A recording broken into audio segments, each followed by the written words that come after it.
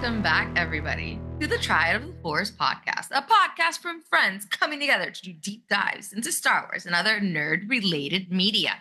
So today we're going to kind of take it easy a little bit. I apologize if I look tired. I am tired. Adulting is horrible, especially at this time of year when you just want to have some special times with your family, but work is a thing. That's important. But we have a few Star Wars news that's coming out, some crazy, just in general, entertainment news that are coming out. So we're just going to take it easy today and touch on those subjects. We do plan to do a rewatch of The Force Awakens and talk about that, but life got a little busy and we didn't really have time to dedicate enough to that. And we do want to give it what it deserves because I cannot believe it's been a decade since The Force Awakens came out. And that's kind of what started our whole podcast journey. So we will be dedicating an episode to that, but not today. So today we will be talking about first the theatrical release of A New Hope. Insane. The beginning of Star Wars. Insane to think about because like you were saying, it's the 10th anniversary of the first sequel trilogy film, which we never thought was going to happen after Revenge of the Sith. And now it's crazy because I remember when our first Star Wars celebration was Celebration Orlando. And that's the one. It's insane to think that in that celebration, it was the 40th anniversary. Of Empire, right? No, it was the 40th of A New Hope back then because was the 40th of A New Hope? I thought it was Empire. Because we got those baseball tees that had like the 40th of A New Hope. So it's insane to think about that. It's also been 10 years since we went to our first Star Wars celebration. And now we're approaching 50 years in 2027 of the release of A New Hope, even though back then it was called Star Wars and some purists in the fandom still like to call it Star Wars, even though George obviously renamed it to Episode 4 A New Hope to better fit in with the rest of the naming conventions of the saga. But a re-release was expected, like Star Wars always does a re-release of a film that's in its anniversary. Like we got Return of the Jedi last year or the year before, something like that. We got a bunch of Episode 1 also did a re-release. So obviously the 90s, big time for Star Wars re-releases with the special editions of A New Hope, Empire Strikes Back, and Return of the Jedi, which were controversial at the time. So this one's a little special because it's been 50 years. I mean, there's caveats to what I'm about to say, but it's been 50 years since A New Hope or Star Wars, whatever you want to call it right now. It'll count considering the state in which it will re-release. But since it's re-released in its theatrical form, that is to say, not the special edition, a despecialized version, no CGI. It's just exactly what audiences saw, or what our parents saw in 1977. Han shot first, no McClunky, no weird Mos Eisley CGI droids as they're traveling around. No CGI X-wings attacking the Death Star at the end. It's just full in-camera special effects that ILM revolutionized back then in the 70s, and now Jim Henson puppetry. And Jim Henson puppetry. Well, not until Empire though. But really, it was until Empire. I'm sorry. I'm sorry about that. Oh, you're good. You're good. But now we get to watch this restored film in a way that we never thought we would kind of see again in theaters, because George Lucas always said that the way that he intended these movies to be seen were his special editions and with the CGI and all the things. Yeah, exactly. So he never really. I think part of the sale when George sold it to Disney, one of the caveats was that that they would not release the theatrical versions, that it would only be the special editions. So it's kind of a big deal. It's kind of a huge deal. Yeah. So what do you think? What was your first reaction when you heard about the re-release of the theatrical version? So honestly, at first I didn't even believe it. I was like, this has to be fake news. They're not actually doing it, because like you said, Lucas was very strong and adamant about the fact that he wasn't necessarily happy with how the original versions came out. And if he would have had access to better technology, it would have been more like the re-releases were. So I felt like he put a stop gag on what had come before and was like, yeah, this is not seeing the light of day again. I mean, when we got like the Blu-ray versions and all those extended edition versions of the re-releases, it was the re-release. You couldn't find the theatrical release version of these movies. And I remember watching the original ones when I was a kid. Because some of my family members, the older family members, had actual like VHS versions of like the original releases. And I remember being really jarred kind of when I went to see the re-releases at the theater, which I was really excited about because the first time that I saw, Star Wars on the big screen. And obviously being blown away because, oh my God, it looks so different. But, in hindsight, there was a lot of the changes they made. Jabba the Hutt CGI. Oh my God. Not Jabba was particularly so bad. good back then. I mean, still not great in the current versions, but back then it was rough. Yeah. And then when you kind of watch them over and over, you kind of want to see what they looked like originally because, the original Star Wars and especially Star Wars, you want to call it Star Wars, A New Hope, however you want to call it.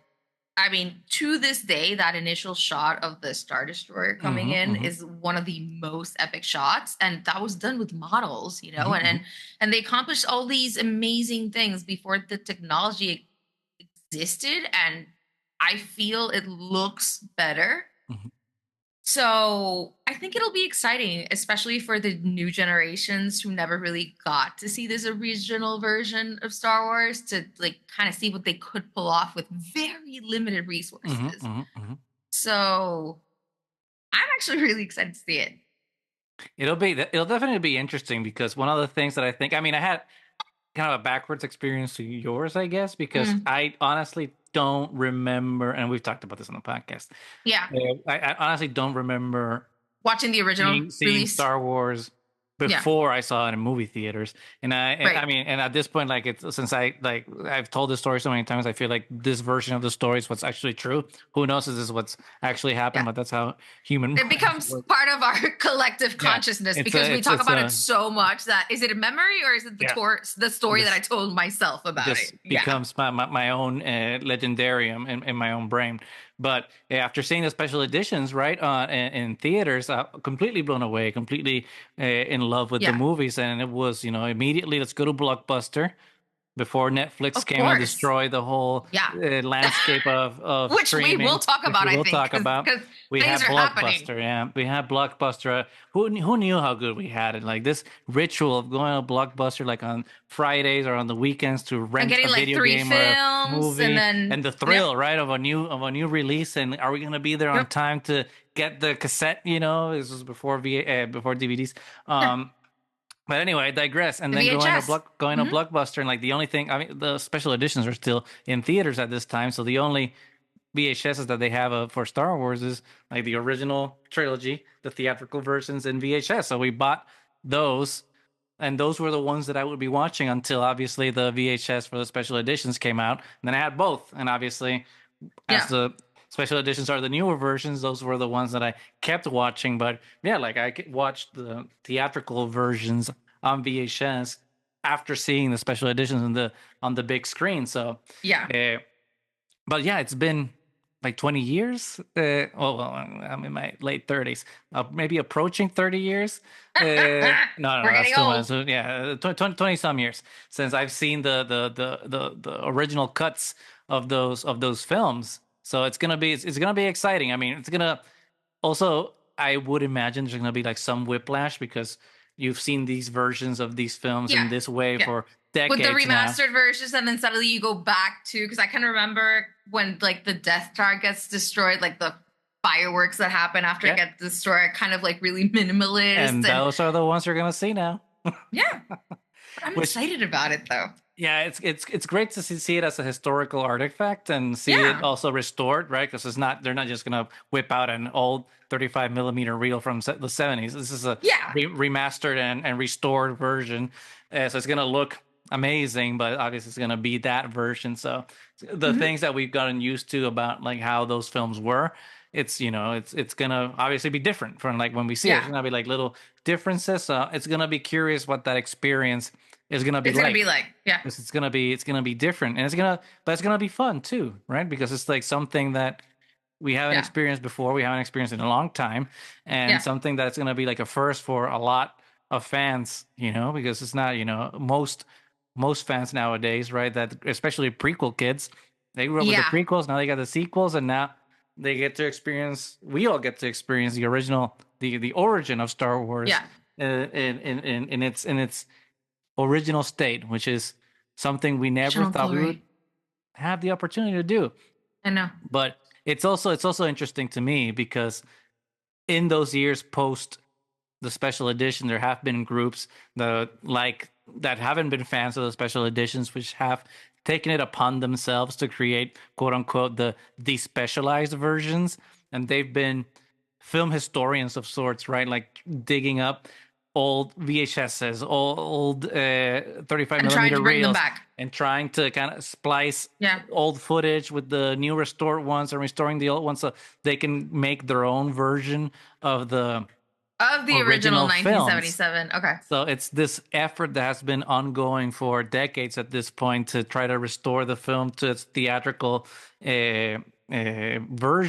And now, because no one thought, right, that this was going to happen. So all of a sudden it's just like, here you go. Like, your patience has been rewarded.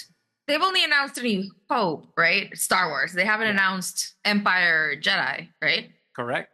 Yeah. And one, and I think the key to this is no one knows if this will be also a physical release, right? Like, will this be a one-time thing where like we get to see it in theaters, or do we actually get it actually released in physical form again? Correct. That you can actually buy and rewatch, or released on Disney Plus or wherever. Disney Plus by Netflix. We'll talk about that. Or Paramount. It's like, which was more evil? We'll talk about that later. But yeah. I mean, back in the early, in the 2000s when the prequels were coming out and they were doing all the DVD releases of the trilogies, they did do a DVD edition of the original trilogy, which was obviously the special editions restored, but they had like a bonus DVD with the theatrical versions on them, but they were not like restored and remastered. It's like here's a copy of the original versions of these films as a bonus on these DVDs. Which some people were excited about because you get to like have the original archival historical version of the film, but then it wasn't remastered, so it didn't live up to the wants of a lot of people. So hopefully this will be enough. People will go out to the theater to see it for Lucasfilm and Disney to be like, hey, it's not just that people want it, it's also that it's a piece of history that should be preserved, right? And it's not just worthy of preservation because one of the greatest films of all time, but it's like most films out there that have director's cuts, we still have the original versions of a lot of these films. So it's one of these things where one doesn't supersede the other, right? You can have both coexist. They can coexist, correct? Yeah. So it's did they actually confirm release dates for the theatrical version?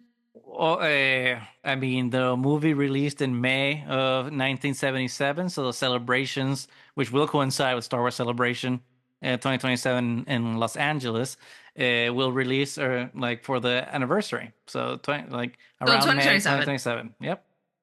So there's still a way to go. There's still a way to go. Where's 2026 Celebration? Nowhere. Oh, the 2026 is not happening. We're taking a little break from celebrations, which I think is fine. It's fine. We did London, then we did Tokyo, so it's a lot. It's a lot. Okay. And was there a year in between London and Tokyo? I think there was a year in between also. I don't know, man. I think it might have been. Ever since COVID, I feel like time now just like goes by so fast that I forget. Time does not really exist. No. Yeah. I feel like time doesn't really exist anymore. It's still 2020 in my brain. Like in my brain, like I remember we went to for social distances and remote work, and that's it. Yeah, and I got married right before we went into like social distancing, and now It's like my 6th anniversary in January, and I can't believe it. 6th anniversary, and there's still Stranger Things going on. Stranger Things has been going on longer than your marriage. True. That is, and I haven't watched it yet, so don't talk about it. We can talk about it later. I have thoughts. You have thoughts. I mean, they thoughts. only released like the first 4 or 5 episodes, right? Yeah, the first half. So there's still half of whatever. We won't talk about Stranger Things. We'll get to that at some point. Okay. But yeah, Star Wars: A New Hope, or just plain old Star Wars. Lucasfilm production, re-releasing in theaters, exclusively in theaters, May 2027 for the 50th anniversary in its original theatrical cut. So that's exciting. It's exciting. It is. Oh, actually, before we switch subjects, I know that I got wrong that Jim Henson was involved. So who did the Jabba the Hutt puppet for? There was no puppet in there was. No, there was just a dude. It was like a Scottish dude in like a fur coat doing the lines with Han, and then they just CGI Jabba on top of him. Well, yeah, for the CGI version, but there was an actual thing. No, absolutely not. Okay, I need to go to the theater and watch. Jabba only shows up if for real in theatrical versions in Return of the Jedi. They only talk about Jabba in the theatrical cut. Okay. Yeah, I don't remember theatrical cuts as much as I thought. It's gonna be fun. I was a kid watching something on VHS, and like you said, I mean, you convince yourself that you saw something for so many years, and then suddenly it's not, because it is. I mean, it is. I went to the re-released, I think I was like in 5th grade or something like that when the re-release happened in the theater. So it's rained. It's rained a couple of times since then. Yeah. Ha llovido, as we say back home. So I'm curious to see now people that are to see people's reactions to it, because I'm sure that some people that are in their minds advocates for the original cut seeing it in theaters might be like, oh wait, this is not, it doesn't hold up. This is not how I remembered it, and being like, maybe George wasn't. I mean, to be fair to George, I know he gets a lot of crap for a lot of the changes that he did, and some are bad. Let's be honest, but some are good. Some of the changes that he did, like I think, and he did get a lot of excitement back to Star Wars and got the prequels made, and then got interest in Star Wars like reignited by what he did. So yeah, so good for him. I want what I want, and this might. I don't know if it's a spicy take or not, but I would actually love if George Lucas came back to do the special edition of the prequels. I'm just like, hey, you gave us Star Wars the special edition for the original trilogy. Give us the prequel trilogy special edition. I would love to see what those films look like with George coming back to revisit them. He never will, because I think he doesn't give a crap anymore, and it's too old to commit to it. But that would be amazing to see how crazy he can get with that. And kind of to see, like, for example, Attack of the Clones, who like I've never been a fan of, like how that film looks in terms of the visual effects. To see like if he's gonna would be able to clean that up with like contemporary effects and everything, and make it look more. Well, I don't know. We can speculate about that on another episode, right? But prequel trilogy special edition. You heard it here first. Right. Not coming soon. Ever, I don't think. Anyway, so we got a little bit more news. There's apparently a synopsis of the plot that's going to be the Grogu Mandalorian film. Do we know if that's real? Like, where was that released? Everything is alleged. Everything is alleged until confirmed by Disney or Lucasfilm or Disney. But what happened was that let me see here. It was, I don't know if it was like on Amazon or something, but there was a listing. There was a listing for the Mandalorian Grogu Blu-ray, Steelbook, or whatever, because like all these websites start listing, because merchandising happens as the movie is being made, right? So that everything can be scheduled, blah blah blah blah. So a lot of these take listings, advantage of everything. Yeah. So all these listings kind of go up before there's a product to be able to release, just to kind of have a placeholder for it. And apparently there was in a German website. I'm not sure if it was Amazon German or whatever. That's beside the point. The point is that there was a listing for the Mandalorian and Grogu Blu-ray, and on it, obviously in German, was a plot synopsis and some internet sleuths that are scouring the internet for any and all Star Wars leaks and translated. Found it and translated it, and it's interesting. It's interesting, and for those that haven't, let's see, for those that haven't read it, I'm just gonna read it real quick here. Dramatic effect. It goes like this. The Empire has been defeated, and the remnants of its force scattered to the far corners of the galaxy. Yet some of the former commanders of this dark era cling to their power and have become dangerous warlords. Din Djarin, together with his apprentice Grogu, tracked down and neutralized these cells. Several clues lead them to Kar Zun, where they not only manage to infiltrate an almost forgotten Imperial facility, but Grogu also discovers an ancient artifact that functions as an amplifier of his abilities. So, I think there was something else here. I think there was something else. Hold on. I think I'm missing a paragraph on this one. Because there was something about the Empire, going back to them.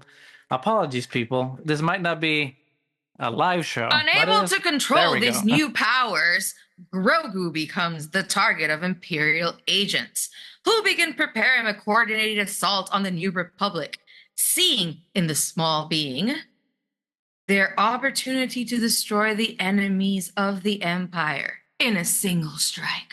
Dramatic effect.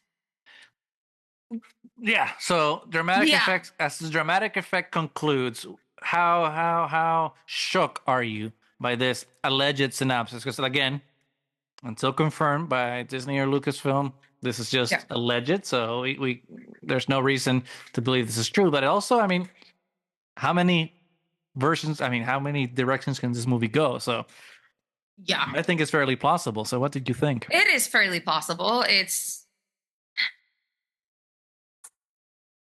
I'm unshook. This is fairly predictable. I'm just saying. Predictable doesn't necessarily mean bad, though. Bad, it doesn't. Depending on how they pull it off. I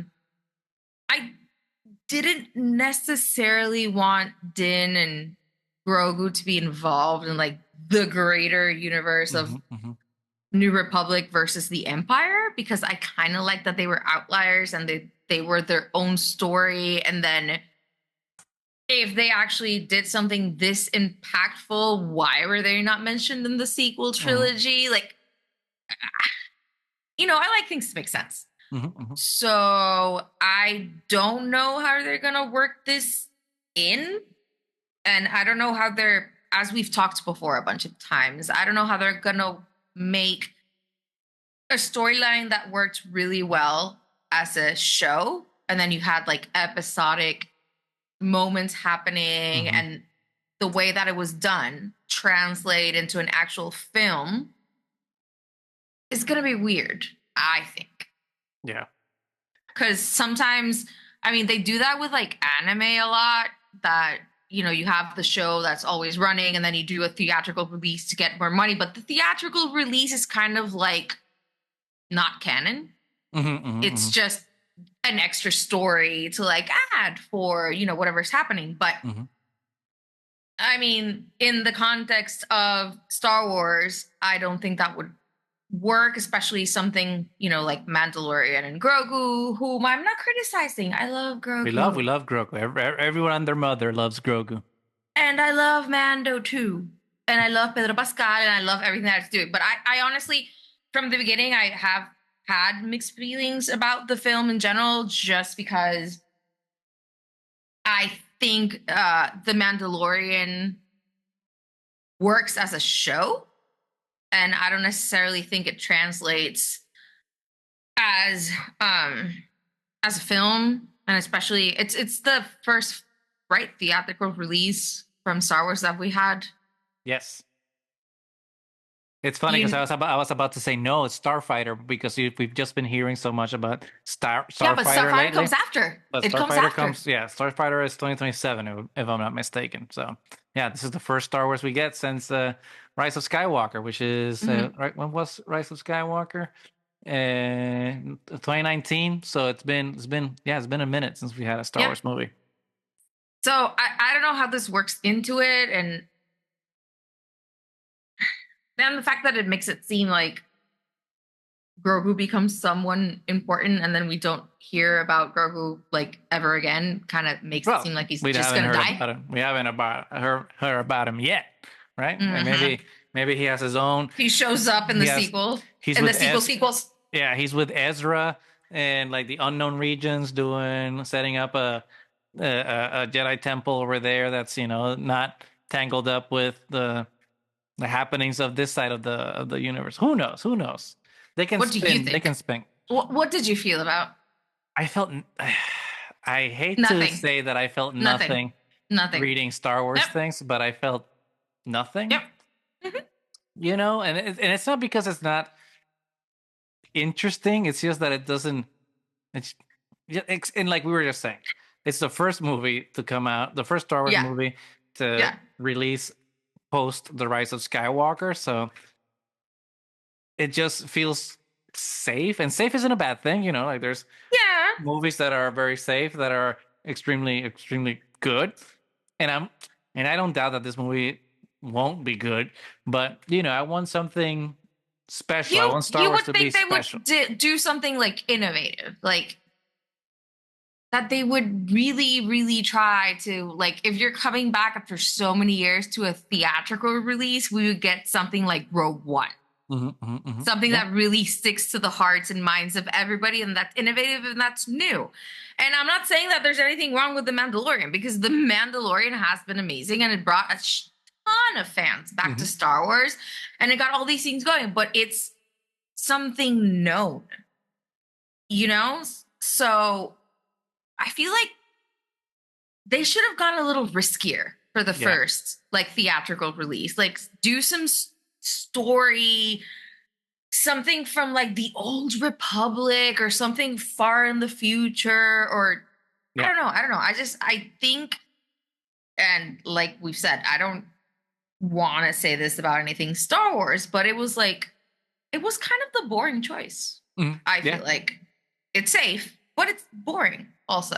I mean, so I'm not super excited about it. Obviously, as more things comes out, we'll have more to talk about it, and we will definitely go see it, and we'll see if we're completely wrong and it turns out to be amazing. First day we'll be seated and we'll watch it. Maybe we'll watch it even 2 or 3 times in the movie theater, because I like to watch Star Wars as many times as I can. And Star Wars always sounds amazing and looks amazing, but I don't think logistically it was like the right decision for this movie to be the first theatrical release since the sequels. I wonder if it's one of those things where it's kind of also an attempt to marvelize or continue marvelizing Star Wars, because they were obviously doing that in a very heavy-handed way, with the Disney Plus shows. And as I was thinking about this before we started recording, I'm just like, I mean, the Imperial remnants and everything, and then the Grogu expanding his Jedi powers, and I was like, part of me was just like, wait, so does that mean you're gonna bring, because if you're expanding the Jedi powers and there's gonna be a big Imperial threat, doesn't it make sense for Luke to show up? Or if it's not gonna be Luke, then what's the other thing that we're already kind of tied into directly? Ahsoka, which we already had Luke show up happening. So I'm like, I mean, I don't want to speculate that Luke will show up, because I think that's just a mistake. But Disney will be like, oh, people loved when Luke showed up again in The Mandalorian season 2, and people lost their minds. We need a heavy hitter on this, because Star Wars is returning to theater. So bring back Luke to kind of help out at the end, because I mean, kind of repeat Luke from Mando season 2 format in the big screen now, and have Luke be have another Which doesn't hallway mean scene. I didn't lose my mind, because I lost my mind. But I don't think it actually did a service to the show per se. You know? In retrospect, in retrospect, I mean, it's like, was this the right choice for this show? You know, it's not bad by any means, but no, I think that I didn't lose my mind, because I did totally lose my mind when that moment happened. Yeah, it but just made the especially show. It obligated the show to become bigger all of a sudden. Yeah. And it kind of negated everything we learned, especially if they bring Luke back again. It negated what happened in The Last Jedi. And I know people are very divided about The Last Jedi, but I'm a massive fan. I know that you were too. And I love the way that we said goodbye to Luke Skywalker. So, like, trying to continue to bring him back after he had, in my opinion, such an honorable and, like, worthy goodbye, it kind of demeans the character a little bit. And not to say that there weren't amazing stories in the extended universe that we never got to see, but I mean, this is where we are in the theatrical version of Star Wars. So sometimes I think we need to admit, you know, where we are in the reality. I mean, I wouldn't be against having, like, because you can't do a multi-universe thing. Like, oh, we're doing the extended universe, like, give credence to the extended universe. I would not be against a version of that, but keeping maybe Luke coming back in Mandalorian and Grogu, and kind of comparing Grogu to Yoda, there's kind of a disconnect there, unless you do it in a right way, which they could. So they could surprise us. I wouldn't be surprised if they did, but I think you have to be really careful when you're talking about legacy characters and then newer characters, and trying to bring the newer characters into the legacy. I don't know. It's strange that. Yeah, I mean, I think this is the synopsis. Yeah, I think there's and obviously we're speculating about Mandalorian and Grogu, not Luke's return to Star Wars storytelling. But I mean, I do think there's places for him to show up that are kind of logical. I mean, I think more interactions with Ahsoka make a lot of sense. I was totally going to say that. Think that would make a lot of sense. Yeah. You know, in the Ahsoka film, for me, it just makes absolute sense that if she's confronting Thrawn and, like, this massive threat, that in the film, you know, like, Luke is a part of that. And obviously, and my hope would be that if Luke is going to show up, that it's a real actor portraying Luke Skywalker, not some horrible the CGI, not some deep fake, digital voice, soulless version of Luke like we got in, and the, like, degeneration of the face, and so that would be my hope. But, you know, at the end of the day, you know, it's it looks like the synopsis is and I hate to be reductive, but it's Mando and Grogu going on an adventure. It's like, oh, okay, and we see that in Mando season 2, and then Mando season 3. But, you know, I trust Jon Favreau. I trust Dave Filoni, and obviously Kathy Kennedy. So I'm sure that the story will surprise us and will be better than what this alleged leak might tell. So because it's very reductive. It's only a few sentences, and you can't really tell something from a synopsis like this. It's just, you know, the whole release of this film as, like, the first one that kind of has me holding back a little bit, but not to say that at least Mando season 1 especially is one of the best things on TV. So I just think it's kind of gone down since then and never really picked it back up. And I don't know if great time to just say, like, hey, have a and I think bringing it to film wasn't, like, the best way to kind of revive it. So we'll see. They might surprise us. Yeah, they would. And we, you know, and every day, every week, every month, it's a little less of a wait that we have to do for this film, because, you know, it's around the corner. 2025 is almost over. It's been a very difficult year, but, you know, we have a lot of things to look forward to in 2026. We're obviously we're not done yet for 2025, but it's always good to have something hopeful to look forward to in the future. And if there's one thing that Star Wars has always been great 4 is hope, Hope. and we'll just keep doing that, and I think that's all I have to say about that synopsis. I have hope that this movie is gonna be so much better than I am playing it out in my mind these days. But maybe I'm just cynical because the world's on fire. I don't know. The world is on fire, and now we're having a massive takeover. Which Netflix I hope is doesn't happen. Consolidation of power has never been a good thing, So seeing this thing with Netflix buying Warner Brothers, but maybe now with the Paramount maybe doing a takeover, which is going to be even worse because it's owned by Paramount's owned by all these conservative oligarchs that are in Trump's pocket, so they would own basically all the media landscape, so they can take over. Because that's the thing, like these people can't create art. That's the thing, like they want to control everything, and the one thing that they cannot control is art and culture, and art and culture will always slip away and be against all the things that you're trying to push. Yeah, and now they want to buy it out so they can control it, so they can control not only the channels, the shows that are made, but like everything that went into them getting created. Like they would have rights to older shows, and if they are going to be shown or not shown. I mean, it's a complete monopoly on everything that we watch, so that's one of these crazy things where there are systems created in this country to prevent consolidations like this and monopolies, and now we just see that the people that are in power just, I mean, obviously they don't care because they are in power and they are against all those regulations because it doesn't benefit their bottom line. So to see how all these systems that were meant to protect us and maintain, some semblance of control, it's just being dismantled, so that now instead of having competition and difference of different people doing different things, and now competition also forces people to like go above and beyond and better themselves. That's why competition is important. And because you need different voices. And that's why there were a lot of laws made against monopolies. But they don't care. They don't care. Well, so now...